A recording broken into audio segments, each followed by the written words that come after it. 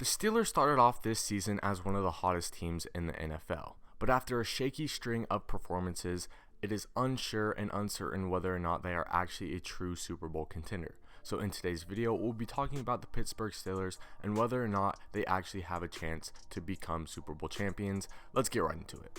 Thank you guys so much for tuning in. It has been a while since my last video, but I appreciate you guys for coming back. If you are new to the channel, please remember to like and subscribe. It goes a long way in supporting, and I greatly appreciate it. And even though I was on a little bit of a break, we are right back into consistent uploads. But without further ado, let's get right into the content of this video. So like I mentioned before, the Steelers started off as one of the hottest teams in the NFL, going to an 11-0 record before their first loss. Now, one loss may not be so bad, especially for a team that started off the season 11-0. Going undefeated is obviously a very rare thing that happens, so one loss is usually not a big concern. But this first loss against the Washington football team was only one of 3 in a row. The Steelers also ended up losing to the Buffalo Bills and the Cincinnati Bengals, the Bengals being one of the worst teams in the entire NFL. Now, there are a variety of reasons why people have thought to be the cause of their 3 losses in a row for the Pittsburgh Steelers. The main one being Juju Smith-Schuster and the other offensive players, namely Chase Claypool, being more focused on TikTok and dancing on other people's logos than they are on the game. Now, obviously, this could be true. You know, the TikTok curse may be a real thing, but I have some other theories on why the actual reason is for the Steelers' struggles in recent games.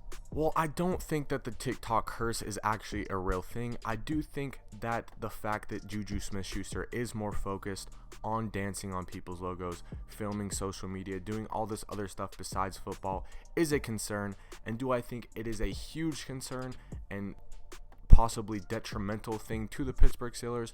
No, but it does show immaturity and inconsistency, and that is what you get from the Pittsburgh Steelers, namely on offense. While Juju Smith-Schuster is the easiest person to blame for the Steelers' struggles because of his obvious TikTok dancing, because he is in the public spotlight hanging out with celebrities, doing endorsement deals and all this stuff, he is definitely not the only person who is to blame. Deontay Johnson is a guy who looks like a superstar receiver one game and a guy who looks like he deserves to be the last string player on the practice squad another game, dropping wide open passes. Chase Claypool is another receiver who, while he has looked like one of the better rookies in this year's rookie class, he has also had his rookie struggles where he disappears for a game, where he shows that immaturity, that inexperience. James Conner is a guy who has been a very consistent and reliable rusher for them in the past, and he usually still is this. I don't think James Conner is as much to blame, but he has also had games where he fails to get the rush game going, and it in turn makes it hard for the Steelers to get the passing game going. And obviously, all these struggles on offense lead to struggles on the defensive end, putting pressure on the defense to have to get a stop.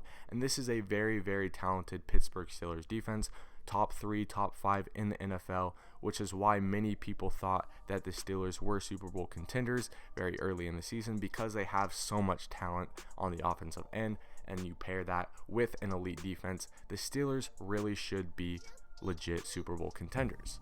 While the Steelers have all the talent in the world on both sides of the ball, they have enough talent to be a Super Bowl championship type team.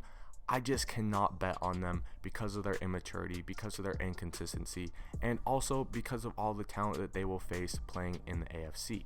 They have to go up against teams like the Chiefs, like the Bills, like the Titans, like the Ravens, and like the Browns, and these are teams that I'm not sure that I would bet on come playoff time against, especially if it has to do with the Steelers, when I am unsure what I'm going to get from their offense, and when their offense doesn't get anything going, their defense struggles as well. Going against a team like the Chiefs or like the Bills, I just can't see them really getting past that. So while the Steelers have enough talent to be a Super Bowl championship type of team, I don't think that I would take them over some of these other teams in the AFC. If they played in the NFC and made it to a Super Bowl, because I think that if they did play in the NFC, they are the best team in the NFC. But unfortunately, they do play against teams like the Chiefs, like the Bills, like I said before, in the AFC. And I don't see them making it past the AFC, so therefore I don't see them winning a Super Bowl. Anyways, that was not to slander the Steelers. Like I mentioned multiple times, I think they have the talent to win a Super Bowl. I think they have a talent to be a true contender, but the they have not proven to me that they are consistent enough. They have not proven to me that they are mature enough, experienced enough to actually make it happen come postseason time. So let me know what you guys think in the comment section down below. Remember to like and subscribe if you enjoyed. Thank you guys so much for tuning in. I will see you in my next one.